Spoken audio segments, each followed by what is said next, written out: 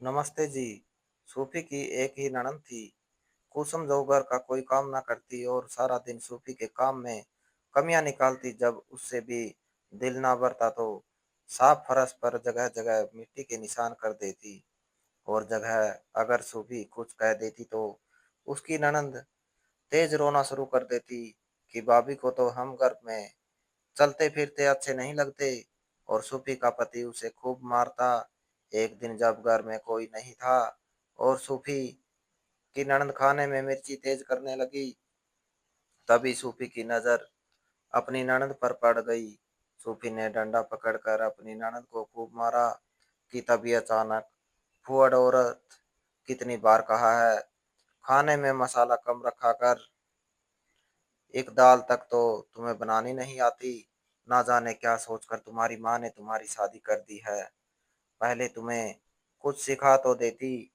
सूफी के पति ने दो तीन थप्पड़ सूफी के मुंह पर जड़ दिए। फिर बालों से पकड़कर उसे जोड़ा और साथ ही गालियां देना शुरू कर दी। सूफी रोते हुए फर्श पर बैठ गई। वह जानती थी कि जब तक उसका पति उसे दिल भर कर मार नहीं लेगा, पीछे नहीं हटेगा। उसे जानवरों की तरह मारे बिना वह सुकून से नहीं बैठता था। वह पति के स्वभाव को अच्छी तरह जानती थी, इसलिए उसने अपने पति का हाथ रोकना ही छोड़ दिया था। जब भी उसका पति उसे मारता तो वह जमीन पर बैठ जाती ताकि चोट कम लगे। सूफी को दिल भर के मारने के बाद सूफी का पति गुस्सा निकाल कर घर से जा रहा चुका था। सूफी ने अपनी ननद कुसुम की ओर देखा, जो मजे लेकर दाल खाने में व्यस्त थी। वह भी तो वही दाल खा रही थी जो सूफी ने पति को दी थी। उसे तो मिर्ची बिल्कुल नहीं लग रही थी। सूफी ने तुरंत दाल की कटोरी उठाई और एक चम्मच मुंह में डाला। जैसे ही दाल मुंह में डाली उसे बहुत तेज खांसी आने लगी, क्योंकि मिर्ची गले में लग गई थी। दाल में कच्ची मिर्च पड़ी थी, मतलब पति ने उसे गलती पर ही मारा था। लेकिन अगर दाल इतनी तेज मिर्ची वाली थी तो कुसुम कैसे खा रही थी। सूफी किचन में गई और बाकी दाल देखी, उसमें भी खूब मिर्चें थी।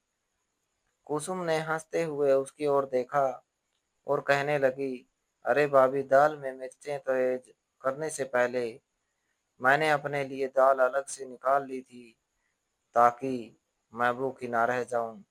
बाकी तारे सारे तो भूखे रहेंगे ही। आपके हाथ की दाल मुझे पसंद है ना, खाए बिना मैं रह नहीं सकती।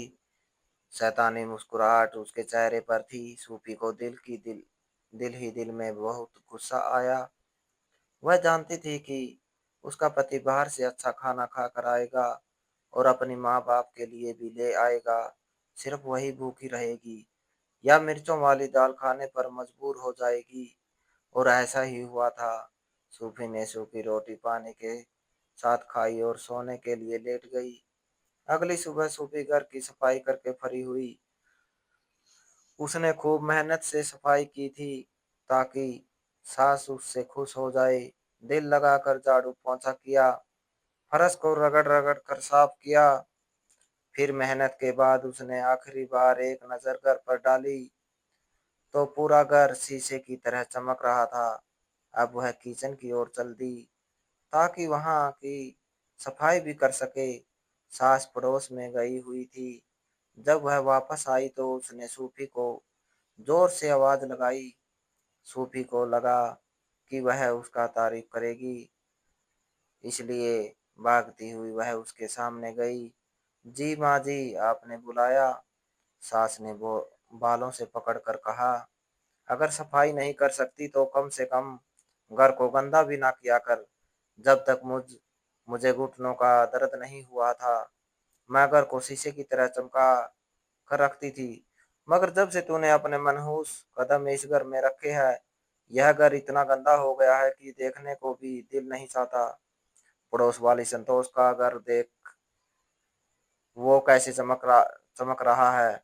उसकी बहू भी तो है जो सारे घर को इतना साफ सुथरा रखती है, इतने अच्छे खाने बनाती है। तारीफ करते संतोष की जुबान नहीं थकती। और एक मेरे बाग ऐसे है कि तुझ जैसी बहू पल्ले पड़ गई है, जो काम की ना काज की, दुश्मन अनाज की। माँ जी मैंने अभी तो पूरी सफाई की है। सूफी की बात मुंह में ही रह गई। जब उसने हैरत से फर्श की ओर देखा, जगह जगह गंदे पैरों के निशान थे और एक और काला रंग गिरा हुआ था। पोंछा करने वाले कपड़े को काला रंग लगा हुआ था। फर्नीचर पर काले रंग के धब्बे थे।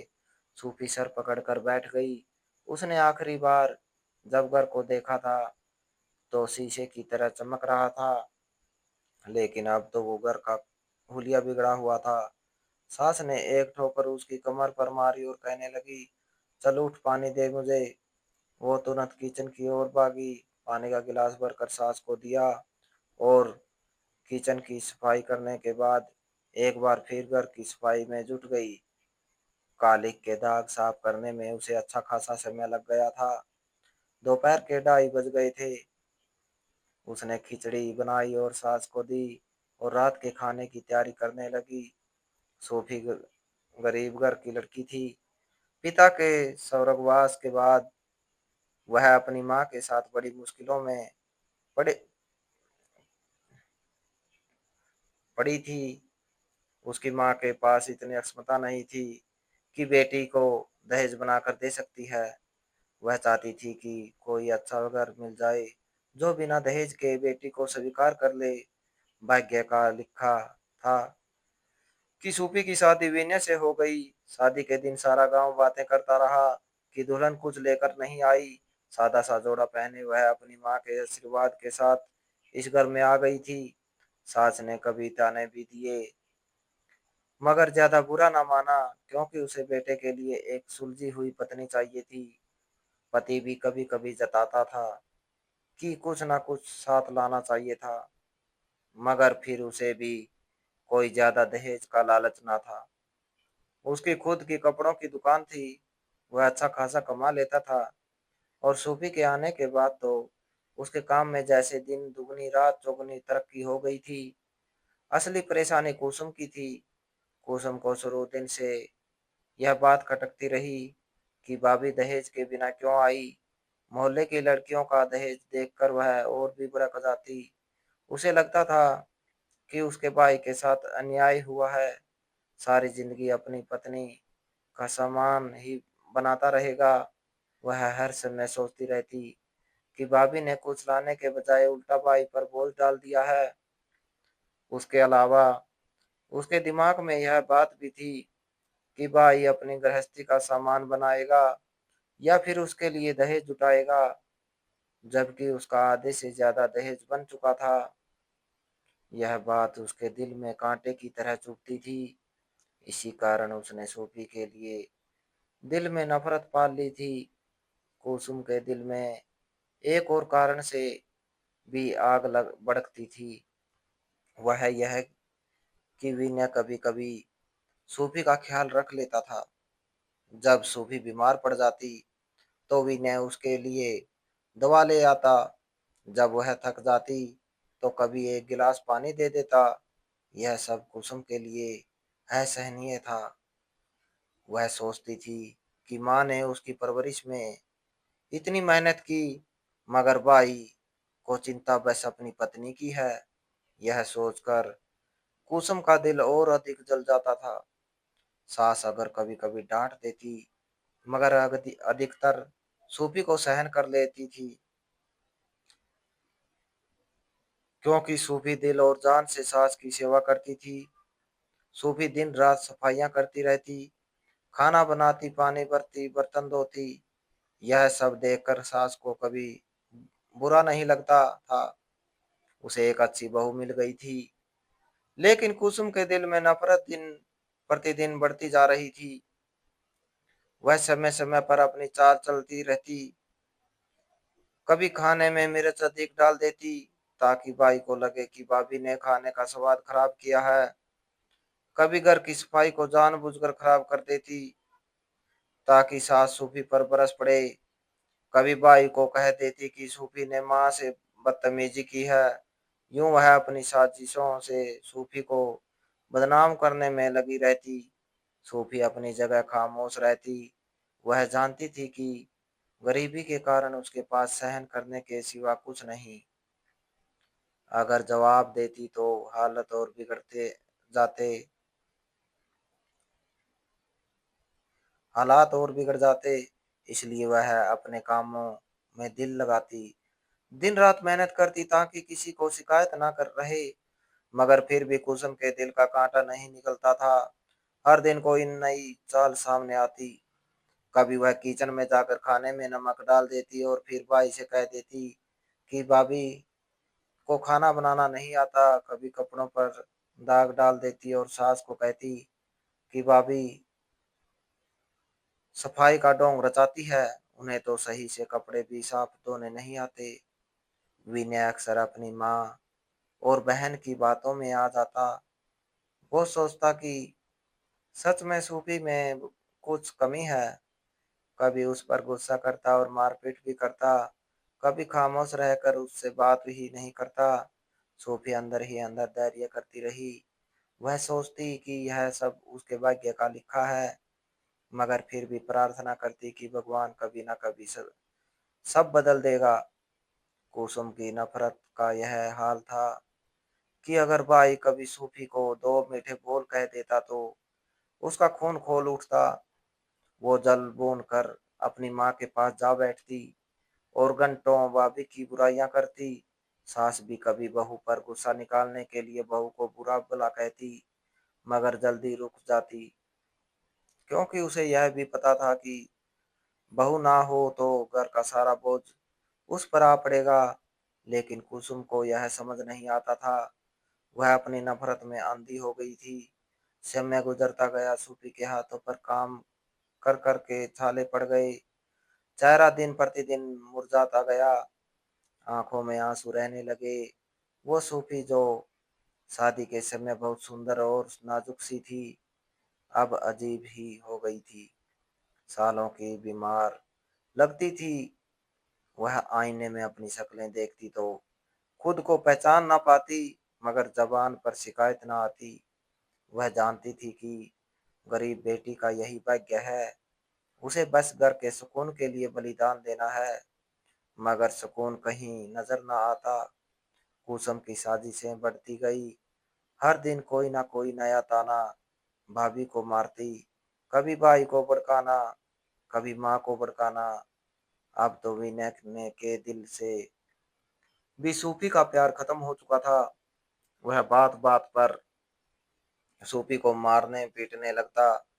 एक दिन कुसुम ने दाल में बहुत मिर्च डाल दी। मिर्च इतनी तेज हो गई कि विनय ने पहला कोर लेते ही गुस्से में प्लेट उलट दी। वह चीखता रहा कि सूफी को कुछ नहीं आता, मारा भी। कुसुम एक कोने में बैठी मुस्कुराती रही। उसके दिल को सुकून मिला कि भाभी फिर बदनाम हुई। सूफी फरस पर बैठी रोती रही, मगर किसी ने उसकी बात ना सुनी। यह सब होते देखकर सूफी सोचती कि आखिर वह कब तक धीरज करेगी। मगर फिर वह अपनी माँ की बात याद कर लेती कि बेटी घर को तोड़ने की कोशिश ना करना, धीरज से गुजारा करना। यही सोचकर वह खामोश हो जाती। कुसुम की नफरत को और बढ़ाने वाली बात यह भी थी कि मोहल्ले में लोग अक्सर कहते कि सूफी बहुत अच्छी लड़की है। वह हर समय काम में लगी रहती है, किसी को कभी जवाब नहीं देती। इसमें से कुसुम के दिल को और आग लगती। वह चाहती थी कि लोग सूफी को बुरा कहे, मगर सच यह था कि सूफी को धैर्य और मेहनत सबको प्रभावित कर रहा था। हाँ, मगर घर में उसकी कोई कदर ना थी। सूफी ने दिन भर मेहनत के बाद खाना तैयार किया, सब्जी को ध्यान से पकाया, दाल में स्वाद बराबर रखा। उसे उम्मीद थी कि आज कोई शिकायत नहीं होगी। खाने की सुगंध पूरे घर में फैल गई थी। वह किचन से बाहर निकली तो कुसुम चुपके से किचन के अंदर गई। उसने मिर्ची का डिब्बा उठाया और सब्जी में डालने लगी। तभी सूफी वापस आ गई। उसने सब अपनी आंखों से देखा। इतने दिन का धैर्य खत्म हो गया। उस पल उसे एहसास हुआ कि वह कुछ और भी कर ले, मगर कुसुम उसकी किसी भी कोशिश को सफल नहीं होने देगी। जब तक कुसुम सीधी नहीं होगी, उसके दिल, उसकी जिंदगी ऐसे ही मुश्किल में रहेगी। सूफी ने पास पड़ा डंडा उठाकर सीधा कुसुम को दे मारा। कुसुम चीखी मगर सूफी का हाथ ना रुका। वह बार बार डंडा बरसाती रही। कुसुम कभी बचने की कोशिश करती, कभी फरस पर गिरती, तो कभी सूफी को रोकने की कोशिश करती। मगर सूफी इतने दिन का दुख निकाल रही थी। उसके दिल में यही था कि अब और सहन नहीं कर सकती। जब वह हर ओर से बदनाम हो चुकी थी, तो फिर ऐसे ही सही, अगर ननंद को मार लेगी तो कौन सी कयामत आ जाएगी। अधिक से अधिक यही होगा ना कि विनय उसे खूब मारेगा पीटेगा, तो कोई बात नहीं। बिना गलती के भी वह रोज मार खाती है थी। आज गलती पर खा लेगी। इतने में दरवाजा खुला और विनय घर आ गया। सूफी अभी तक कुसुम को डंडों से मार रही थी। सास घर पर नहीं थी, इसलिए उसे रोकने वाला कोई नहीं था। मगर विनय आज जल्दी घर आ गया था। उसने यह दृश्य देखा तो गुस्से से आग बबूला हो गया। वह दौड़कर आया और सूफी के हाथ से डंडा छीन लिया। फिर गुस्से में दो तीन डंडे सूफी को भी मार दिए। सूफी रोती रही। विनय ने पूछा कि वह कुसुम को क्यों मार रही थी, उसकी हिम्मत कैसे हुई कुसुम पर हाथ उठाने की। सूफी ने आंसू पोंछते हुए कहा कि कुसुम हमेशा उसे तंग करती है। कभी खाने में मिर्चें डाल देती है, कभी साफ किए हुए घर को गंदा कर देती है, कभी कपड़ों में कट लगा देती है, कभी कपड़ों पर दाग डाल देती है। वह दिन रात उसे बदनाम करने की कोशिश करती है। सूफी ने कहा कि वह गरीब माँ की बेटी है, बिना दहेज के आई है, इसलिए सब कुछ सहन करती रही। कुसुम ने उसे पहले जुबान से ताने दिए, फिर उसने उसके किए हुए सारे काम खराब किए। मगर सहन करने की भी एक सीमा होती है। मुझसे और उसकी हरकतें सहन नहीं होती। शादी से पहले मेरी माँ ने आपको बता दिया था कि वह दहेज नहीं दे सकती। अगर आपको इतनी ही परेशानी थी तो मना कर देते, इस तरह अपने घर में लाकर प्रताड़ित तो ना करते। उसने कहा कि अभी कुसुम खाने में मिर्चें डालने वाली थी, विनय जाकर खुद खाना देख ले। विनय किचन में गया, दाल सब्जी चखी, स्वाद बहुत अच्छा था। ना नमक ज्यादा था ना मिर्चें तेज थी। विनय पलट कर आया और सूफी को डांट दिया। उसने कहा कि खाना अच्छा है तो फिर मेरी बहन पर आरोप क्यों लगा रही हो। सूफी ने रोते हुए कहा कि मैं हर रोज ऐसा ही अच्छा खाना बनाती हूँ, लेकिन आपकी बहन कभी नमक और कभी मिर्च तेज करके खाने का स्वाद खराब कर देती है। मगर विनय ने उसकी एक ना सुनी। कुसुम एक कोने में बैठी बोली शक्ल बना रही थी। वह रो रो कर कह रही थी कि वह तो सिर्फ किचन में पानी लेने गई थी। पता नहीं क्यों भाभी अचानक मारने लगी। विनय ने बहन की बात पर विश्वास कर लिया। विनय कहने लगा, अगर कभी तुमने एक बार खाना अच्छा बना लिया है तो इसका मतलब यह नहीं कि मेरी बहन को इस तरह मारोगी। जब तुम्हें कुछ आता ही नहीं तो अच्छा होने का ढोंग क्यों रचाती हो। सोफी के लिए पल बहुत भारी था। उसने सोचा कि जब पति भी विश्वास नहीं करता तो फिर उसके बलिदानों का क्या मोल। वह कमरे में चली गई, बैठ गए, बैग उठाया। आंखों से आंसू बह रहे थे, मगर दिल में प्रण कर चुकी थी। जब उसकी बात का विश्वास करने वाला ही कोई नहीं तो फिर यहाँ रहने का क्या मतलब। वह दरवाजे की ओर बढ़ी। उसी समय सास घर में आ रही थी। सूफी को बैग लिए खड़े देखा तो पूछने लगी, कहाँ जा रही हो। सूफी ने रोते हुए कहा कि वह इस घर को छोड़कर हमेशा के लिए जा रही है।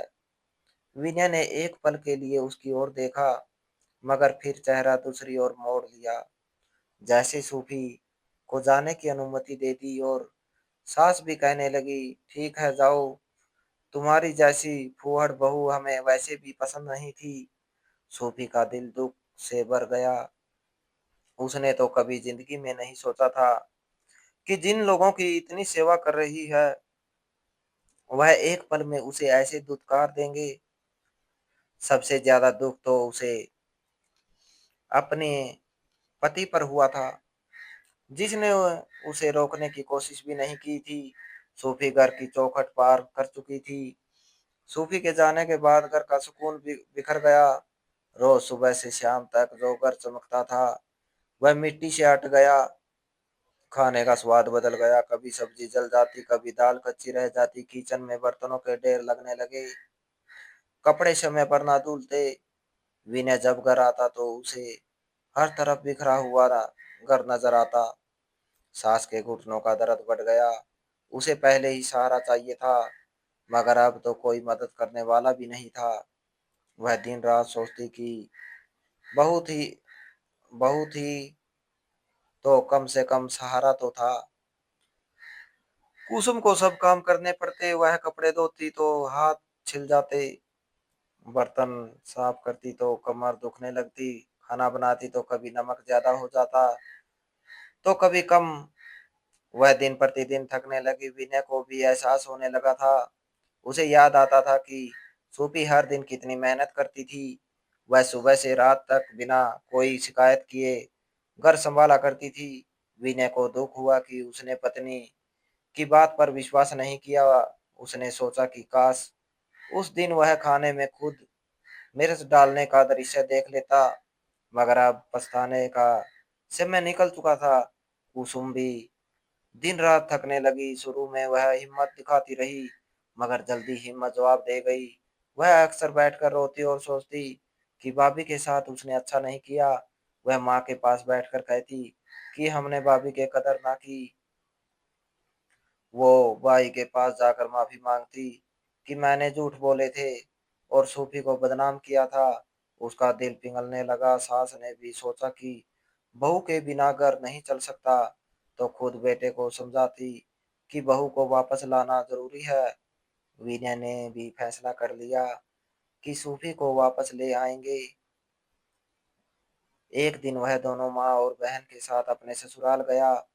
दरवाजे पर जाकर सूफी को बुलाया। वह हैरान रह गई, आने से मना करने लगी, मगर विनय ने उसके आगे हाथ जोड़कर कहा कि वापस आ जाओ, हम लोग तुम्हारे बिना अधूरे हैं, घर का कोई हाल नहीं है। उसे सूफी की सच्चाई पर पूरा विश्वास है। कुसुम ने उसे सब सच बता दिया है। इस बार कुसुम ने भी आगे बढ़कर सूफी से कहा कि वह अपने किए पर बहुत शर्मिंदा है। वह रोती रही और कहती रही कि अब कभी उसके साथ बुरा नहीं करेगी। सूफी ने दिल ही दिल में भगवान का धन्यवाद किया। वह मान गई और घर वापस आ गई, मगर बार सब बदल गया था। कुसुम खुश मन से उसके साथ रहने लगी। विनय भी बहुत प्यार करने लगा। सास ने भी दिल में फैसला किया कि बहू की कदर करेगी, और इस तरह वही घर जो कभी नफरत से भरा हुआ था, अब सुकून और प्यार का घर बन गया। जब घर में सुख और सुकून आने लगा तो सूफी के चेहरे की चमक और सुंदरता वापस लौट आई। तो दोस्तों, इस कहानी को लेकर आपकी क्या राय है? कमेंट बॉक्स में कमेंट करके जरूर बताएं। और अगर आपको हमारी आज की कहानी अच्छी लगी हो तो प्लीज़ इसे लाइक ज़रूर करें। अगर आपने अभी तक हमारे एसके की जुबानी 2.0 चैनल को सब्सक्राइब नहीं किया तो ज़रूर कर लीजिए। तो मिलते हैं ऐसी एक और मोटिवेशनल कहानी के साथ। Thanks for watching.